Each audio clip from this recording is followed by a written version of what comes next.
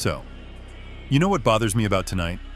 Spain just put 4 goals past Saudi Arabia, scored within 10 minutes by an 18-year-old, and the internet is calling it a bounce back, like a team that simply remembered how to play after one bad night. Nobody's asking the actual question, which is how does a country that has spent literal decades being mocked, cursed, even compared to a sacking of a city by Spanish soldiers 400 years before football existed, somehow turn that exact same nickname into the most feared brand in the sport?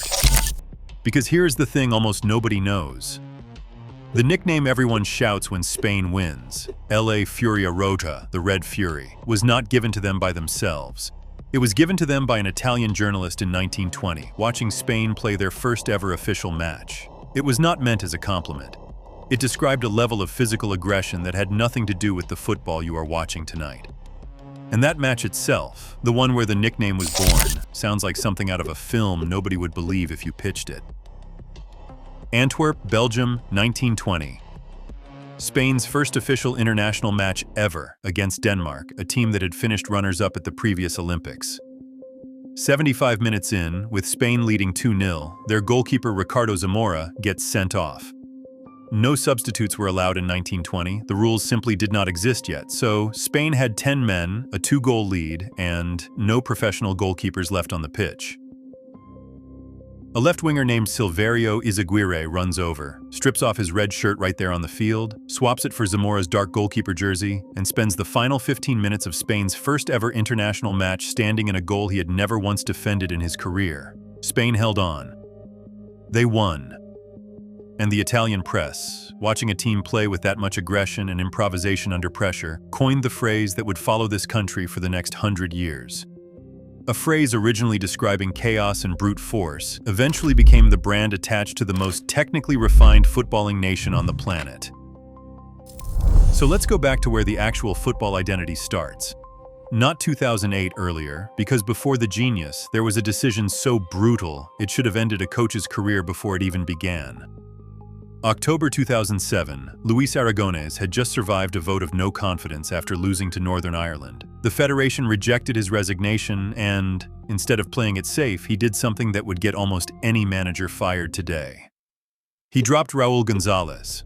Not benched, removed completely, the captain, a man who had played for Spain since 1996 and never once been excluded in over a decade, who had scored twice in the Champions League days before the announcement landed. Aragones did not even call him personally, he just told the press this was simply the best squad for the match. Spain lost that match. Pundits called for his head immediately, but he kept building around 2 players from the same academy that almost nobody outside Catalonia had heard of yet, Xavi Hernandez and Andrés Iniesta. Now the system those two represented has a name everyone knows, tiki-taka, but almost nobody talks about where it actually came from, and the truth is almost embarrassing. It was not born from confidence, it was born from insecurity. Aragones looked at his squad in 2006 and admitted Spain simply was not physical enough to outmuscle anyone. So instead of fighting bigger nations, he decided Spain would just make sure nobody else ever touched the ball at all. That defensive insecurity became the most dominant attacking philosophy the sport has ever produced. By 2008, Xavi and Iniesta were stringing passes so precise that opposing midfielders described chasing the ball like trying to catch smoke. Spain beat Germany in the final, 44 years after their last major trophy. 2 years later in South Africa, Spain became the first European nation in history to win a World Cup outside their own continent, conceding 2 goals across the entire tournament. Casillas made a save against Robben in the final that is still shown in goalkeeping academies today. Iniesta scored in extra time, and a country that had spent decades carrying the label of the quarterfinal curse finally had a World Cup in their hands. Then, in 2012, the European final against Italy finished 4-0. Nobody had ever won 3 consecutive major tournaments before, and Spain did it like it was the most natural thing in the world. And then, like every empire this sport has ever produced, it collapsed. 2014 in Brazil, the defending champions were torn apart by the Netherlands, 5-1 in the opening match. Spain went out in the group stage, and the tiki-taka that once felt unstoppable now looked slow and predictable. Every coach in the world had figured out the cheat code by then. This is the part everyone remembers. What almost nobody talks about is what happened underneath that collapse, because Spain did not rebuild by trying to recreate the old religion. They abandoned it almost entirely, and it took a full decade to finish the job. Here's the detail that explains why Spain never actually had to start from zero like everyone else does. While other countries panic and rebuild from nothing every time their golden generation retires, Spain has a machine that simply never stopped running underneath the senior team, La Masia. Every single year, more than 1,000 boys between 6 and 8 years old try out for entry, and roughly 200 get accepted. In 2010, La Masia became the first academy in the history of the sport to produce all 3 Ballon d'Or finalists in the same year: Messi, Iniesta, and Xavi, trained by the same coaching staff, raised on the same idea of possession and pressing from the age of 6. That production line never paused after 2014. It just went quiet for a few years between explosions, because the academy that built Xavi and Iniesta is the literal same institution that built Pedri, Gavi, and now Lamine Yamal. Other nations invent a new identity every time their stars retire. Spain has never had to. The conveyor belt only ever looked like it had stopped. Fast forward through a decade of false starts. Euro 2020 was forgettable, and at the World Cup 2022, Spain were eliminated by Morocco on penalties, another quarterfinal flashback. Then, Euro 2024 arrived, and this time the rebuild evolved past the old religion entirely. Rodri anchored the midfield with a calm that did not need 40 passes to make 1 point. Nico Williams and a 16-year-old academy product named Lamine Yamal gave Spain the willingness to go directly at a defender instead of patiently working around him. They beat England in the final. It was Spain's 4th major trophy since 2008. And now, here's the detail that should genuinely worry you if you're a fan of Argentina, France, or Brazil, because it changes everything about how dangerous this specific Spain side actually is.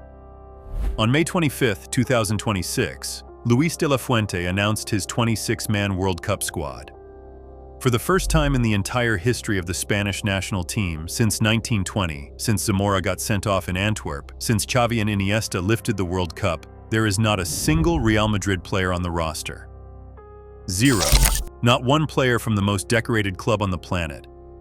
Think about what that actually means. Every previous golden generation, every previous World Cup win had Real Madrid players woven through the spine of the team. This version of Spain does not need them. That is not a weakness. That is the entire point. Tonight, Group H, a goalless draw against Cape Verde that for 90 minutes looked exactly like the start of another collapse. Mikel Oyarzabal touching the ball 0 times in the first half hour, pundits already drafting the obituary. Then Saudi Arabia, Pedri and Gavi back from injury, and in the 10th minute, Yamal scoring his first World Cup goal at the exact same age Pele scored his in 1958, the same year Pele became the youngest World Cup winner in history. Oyarzabal then completed a reversal that took exactly 2 weeks, 2 goals and an assist inside 25 minutes, only the second time that's been recorded in World Cup history since 1966, the only other instance belonging to a Hungarian named Laszlo Fazekas against El Salvador in 1982, 44 years between the two performances. 4-0? 20 shots to 3. So when people call tonight a bounce back, they're missing the actual story.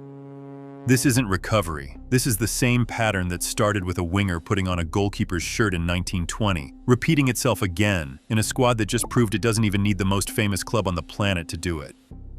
Argentina, France, Brazil, you're watching a country that turned an insult from an Italian journalist into a brand, that turned losing its captain into a dynasty, that turned losing the World Cup into La Masia, and that just turned losing every single Real Madrid player into this. They've done this before. And somebody always learns it the hard way.